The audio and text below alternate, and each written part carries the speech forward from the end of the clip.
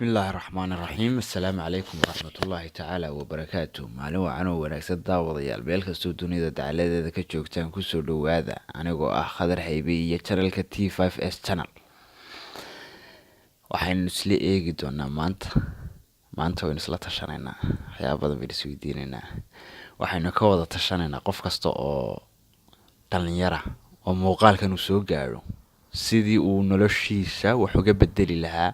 iyo anigoo duubaya isla waqtigan muuqaalkan sidii aan wax uga bedeli lahaa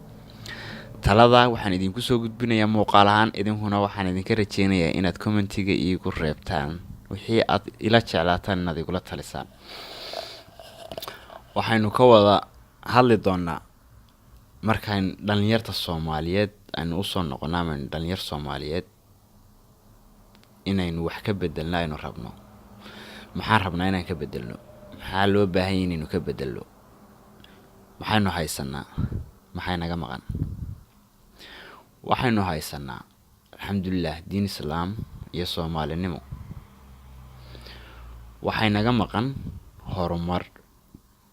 aynu kula tartanno dhalinyarta caalamka ka jirta maynan helin fursad waalid ama odayaasha dhaqanku ay inagu tusaan sidaynu kula tartami lahayn dhalinyarta caalamka fursadda maadaama aynaan helin waa inaynu dhexdeena ka baadhnaa aynu inagu isla eegnaa ma jeceshahay inaad noqoto hogaamiye adigoo hadda dhalinyara mustaqbalka dhow ma jeceshahay inaad noqoto hogaamiye ma jeceshahay inaad noqoto qof wax soo saar leh baad niyadaada iyo waxa hibe Ilaahay uu ku siiyay kadibna qaabka ugu haboon ee aad u soo bandhigi karto isku dayga kadib ilaa aad ka midho dhalisaa ka hadhin oo natiijada guusha gaadho haddii aad rabto inaad hogaamiye noqoto qaabkeebaad ku noqon kartaa hogaamiye qaabkaynu naqaano iyo qaabka inta badan caalamka laga isticmaalo hogaaminteedu waa mid iyadoo horta caana waa hogaamin waa la yiraahdaa waa la oran karaa waanaynu oranaynaa laakiin hogaamin kale qaab kale wuxuu hogaamin kartid deenu isleeginaa qaabkaas waxa ka mid ah hab dhaqan inaad dhaqankaaga bulsho ku hogaamiso oo dhaqan wanaagsan tusto oo muxuu ahaaye dhalinyarta aad dhiiri geliso wax ay kaaga daydaan aad tusto haddii aad shakhsiyadaada xun tahay maxaa la yidhi sheekha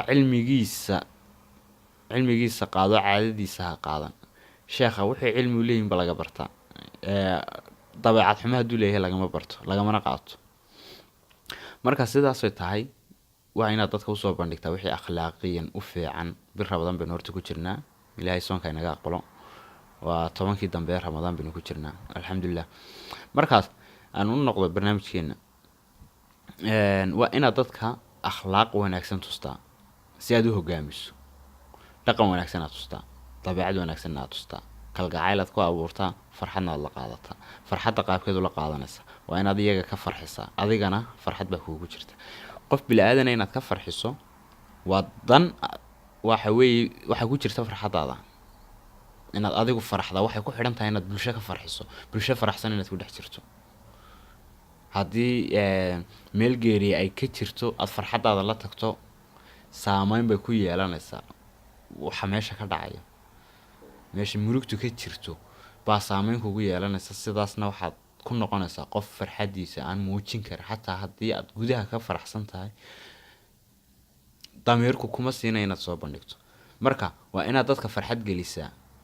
murugtaada ilaawaysa haddii aad dadka ka farxiso meel wada faraxsan yaad joogto waxaad ilaawaysaa murugtaada farxadda waa la qaybsadaa murugtana waa la qaybsadaa marka waxa fiican inaad farxadda faafiso intaad murug faafin lahayd intaad qof ka cadhaysiin lahayd intaad bulsho ka cadhaysiin lahayd inaad ka farxiso hadal farax geliya aad isticmaasho oo aad ku tiraahdo yaa wanaagsan sidoo kale waxa wanaagsan inaad ku hogaamiso macnaha hogaaminta inuu naqaano macna ka duwan inaad bulshadu hogaamiso oo dhaqan fiican iyo hanaan aad ku hogaamiso. tusaale ahaan aan kuu soo qabto een, gabadha qaabka qurux badan haddii maanta makeup u marsato oo ay soo bandhigto beritolo laisku wada dayaya inay muxuu ahay dumarka kalena ay qaabkaa u marsadaan. raggu si qurux badan haddii ay u labistaan ama ay u xirtaan oo ay wadada dhalinyar kale ku aragto waxay isku dayayaan ninkaas inay la mid ahaadaan. macnaha waxaad maamulaysaa qofka qaabka u xiiranaya iyo labiskiisa markaad wax qurux badan soo bandhigto. haddaba waa in aad noqotaa hormuud ay dadku kaa baran karaan wax wanaagsan, adigana guul aad ku gaadhaysid oo faa'iido kuugu jirto. haddii maanta aad soo bandhigto sida khamaarka loo ciyaaro, dee dadkii faa'iido ma soo gelinaysid, adigina faa'iido kuuguma jirto. oo naftaadii haddii aad macallin ka dhigto qaabka khamaarka loo ciyaaro, macallin khamaar baad noqonaysaa, dad badanna kugu xidhnaan maayaan oo kaa baran maayaan. inta kaa barataana faa'iido ka heli mayso, adiguna faa'iido saasa oo buuran ka heli maysid. laakiin qaabka application loo sameeyo haddii aad aqoon u leedahay oo dadka barto, waad hogaamisay dadkii, waxaad ku hogaamisay inay application sameeyaan. haddii dabeecad wanaagsan iyo muxuu ahaye wax soo saar aad dadkii tusto oo aad barto oo ay hibada wixii hibo ilaahay uu kuu siiyey qaab qurux badan aad uga faa'iidaysato, ummadda ilaahay way ku jeclaanaysaa. jacaylka ka sokow sumcad iyo sharaf baad ku dhex yeelanaysaa, waa lagugu ixtiraamaya, dhaqaalana waad ka samayn kartaa. qofku ixtiraama waxba kuuma diidanaa. marka waxa fiican inaynu wax soo saar haddaynu dhalinyar nahay aynu isku dayno oo bal aynu u keeno wax ka duwan wixii aynu hore u arki jirnay. hadda bulshada caalamka marka dhalinyar iyo loo kala aduu dhalinyarta marka la eego fursadaha ay haystaan ma haysano. fursadahana waxa siiyey iyagoo dhalinyara bay wax soo saar sameeyeen. dhalinyarta hadda jirta baa markay iyagu duqoobeen ama ay waaweynaadeen fursad u siiyeen inay horumarka halkay kasii wadaan. innagana waxa fursad laynoo siiyaa sidii qabiilkaaga aad u ammaani lahayd, awood aanu lahayn u saari lahayd, inaad u bumbuunin lahayd. marka waa inaad ku hogaamisaa nidaam fiican. haddii maanta aad hogaamiye tahay oo bulsha kusoo dooratay ama shacab kusoo doortay ama mas-uuliyiin kale ay kusoo doorteen, awoodda aad wax ku hogaaminaysa ma aha tu aad hibo u leedahay, waa tu laguu dhiibto lagu yidhi annagaa raalli kaaga noogu hogaami. laakiin hibadaada haddii aad qofka ku hogaaminayso dabeecadaada iyo dhaqankaaga wanaagsan, si fudud baad ugu hogaamin kartaa. marka waqti badan buu qaadanayaa hadalkana kolley toole macnaha ku jiraa,